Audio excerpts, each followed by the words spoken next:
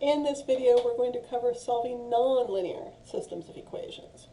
Now, I have deliberately set these up so that we've got two of each kind so that I can use both substitution and elimination so you can see what both of those techniques look like. So for this first equation, let's go ahead and do substitution. Now, I strongly recommend do not do anything that's going to involve taking a square root, because if you take a square root, your life is just going to be so much more difficult than it needs to be. So I am going to go ahead and solve equation 1, but I'm going to solve it for y. And I get that y is x squared. So then let's plug that into my second equation. And so I'm going to get x plus x squared equals 2. And you'll notice I do end up getting a quadratic. So I get x squared plus x minus 2 equals 0. And I did make sure to pick ones that factored. So I get that x is negative 2 and x is positive 1. You'll notice I did leave a gap in there for a reason. Because my y, I'm going to end up getting a quantity squared. And I'm going to get a different y for each x.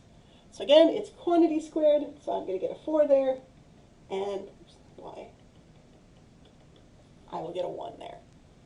So here, you'll notice I am getting two answers. I'm getting 2 comma negative 4, and then 1 comma 1. This is pretty common for these nonlinear systems, is that we do usually get 2 or more points. Let's say I want to check this on my calculator. Now I can't use a matrix like I did for my linear systems because it is nonlinear, but I can graph it. Now, as a reminder, we do have to have both of those set as y equals, so I do have to solve both of those. And then if I hit graph, I can see approximately where the two lines are intersecting. Now on the graph, you can also use your table. So if I hit second table, so here at negative 2, I do have a y value of 4, but the important thing is that both of those y values are 4. That's why they intersect, the y values are the same. And we have the exact same thing here at positive 1. So that would be how we would check that or solve it with our graphing calculators. All right, so we use substitution for the first one. Let's use elimination on the second one. Now, it's both going to be easier to eliminate y, but I also really can't eliminate x squared because that's x squared and that's x. So let's just go ahead and add them up. Now again, x squared and x don't add together, so I'm just going to get x squared plus x. The y cancels, and I've got a 2 on the other side. You'll notice this is the exact same quadratic I had on the previous problem, so I am going to shorthand that work and just use those two answers that I got previously. And again, if I solve that second equation, I do get that y equals x. So for this particular problem, I get negative 2 comma negative 2 and 1 comma 1. Make sure that the correct x goes with the correct y. That's why I have them separated, so I don't accidentally get them backwards. All right, so for our first two equations, we had just one term on each that was nonlinear. For my second two, as you can see, all of our terms are nonlinear. They're all squared. So let's go ahead and start with substitution. Now there's no point in solving for x squared because, solving for x, because as I plug it in, I'd have to square it again anyway. So as I do this, let's go ahead and just solve for x squared, and let's take that second one. So again, I'm not solving for x, I'm solving for x squared, and I do get x squared is y squared. So plugging into number 1, I then get y squared plus y squared is 8. Oops, I went off the screen. And as a reminder, when you take that square root, you are going to get both 2 and negative 2. So do make sure you do have both of those. Now, I did always go all the way to y, obviously, because I don't want my final answer to just be y. But if x squared is y squared, then taking the square root of that, I do get that x is y. But again, when we take the square root, we get a negative as well. So I would also get that x is negative y.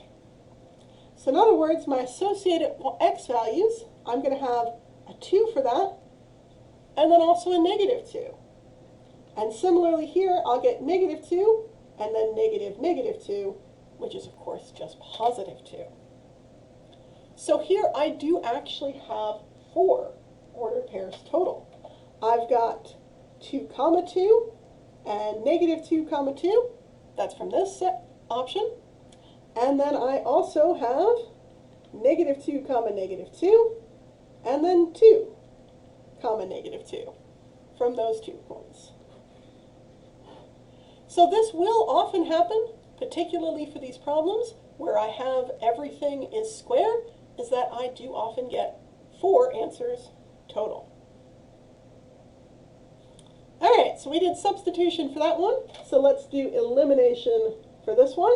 And I'm also going to have to do a little bit more work here. I'm going to say let's eliminate y squared. So let's take that first equation times 4, which is going to get me 20x squared minus 4y squared. And of course, 0 times 0 is 0.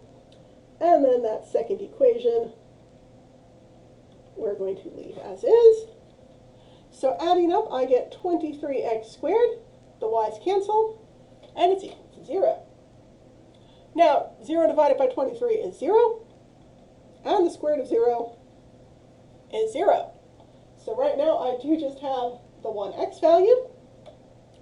If I plug that back into equation 1, I'm using equation 1 just because it's a little easier. That's all 0. And once again, I'm going to divide by 0 and then take the square root. But the square root of 0 is just 0. I don't get a plus or minus.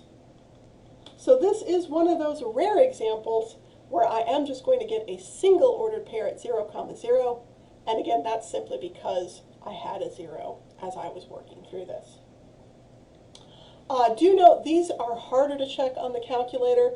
Basically, we have an ellipse and a hyperbola for both of these. So you technically can check them, but it's a little bit harder because you'd have to use square roots when checking that on the calculator. And I've got my new page now so we can see my last two. As you can see here, instead of any squares, I've got an x times y term. And let's go ahead and do substitution for the first one. Now, technically I could divide by x or y, but I really don't want to do that because I might end up getting a 0, which means it turns out that I divided by 0 without noticing that I'd done that. So since I don't know for sure, I would like to avoid that. So instead, let's go ahead and solve that second one. I am unfortunately going to get fractions no matter what. I'd rather have a 2 denominator than a 3, so I'm going to go ahead and solve that for y. Which means I get negative 3 halves x minus 8. And now let's plug that into my first equation. So I'm going to get x times negative 3 halves x minus 8 is 8. Distributing, I am then going to get a quadratic. Now, if you don't like having that fraction coefficient, we can get rid of it. Let's just multiply everything through by 2. So I'll get negative 3x minus 16x equals 16. Now, I always like my x squared to be positive, so I'm going to go ahead and move everything to the right-hand side of the equation. And as I always tell students, if you're having trouble solving that, you can use the quadratic formula. I went ahead and factored just because it is a little bit easier to factor that, but you can use the quadratic if you need the help. And I get negative 4/3 and negative 4 as my two answers. So to find y then, y is going to be negative 3 halves times that x value minus 8, that's a very sloppy 3,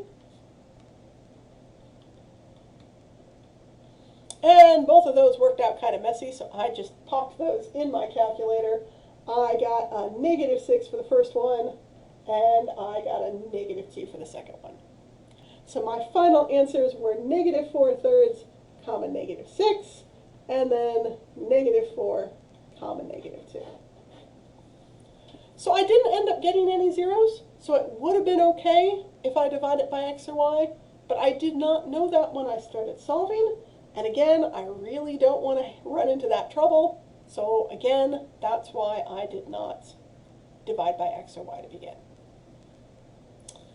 All right, we use substitution for that one. Let's use elimination for this one. Now, you'll notice that there is no term that has the same variables that I would just be able to add together. So what I'm going to do for my elimination is going to look a little bit weird, is I'm going to basically try and eliminate the xy. I really don't like that term.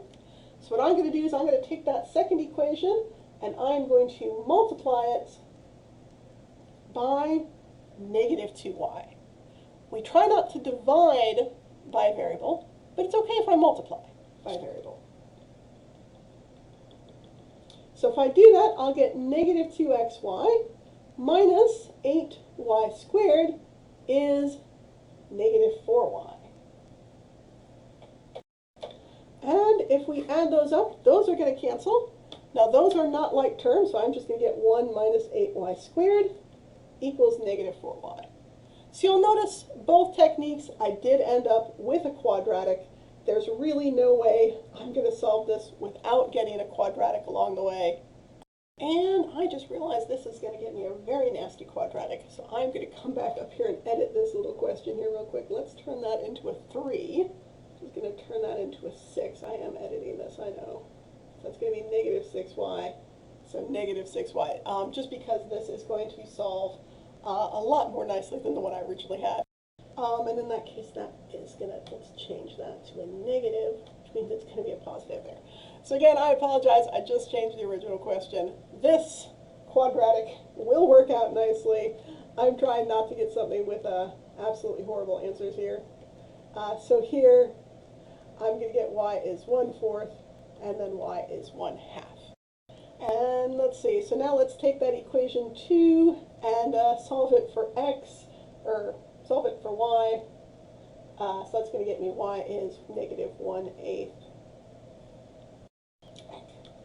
Apologize, we should be solving for x. There we go. So I should get x equals -8y plus 3. So coordinating here to get my two x values. And I'm running out of room there. So I got, for that x value, I got a +1, and for that one, I got a -1. So my two answers would be 1/4, comma 1, and then 1/2, comma -1. So again, I did end up changing that one. I apologize for that. I wanted a quadratic that was a little easier to solve. As you can see, though, we are pretty much going to end up having to solve a quadratic no matter which way we end up solving these. And that is how to solve nonlinear systems of equations.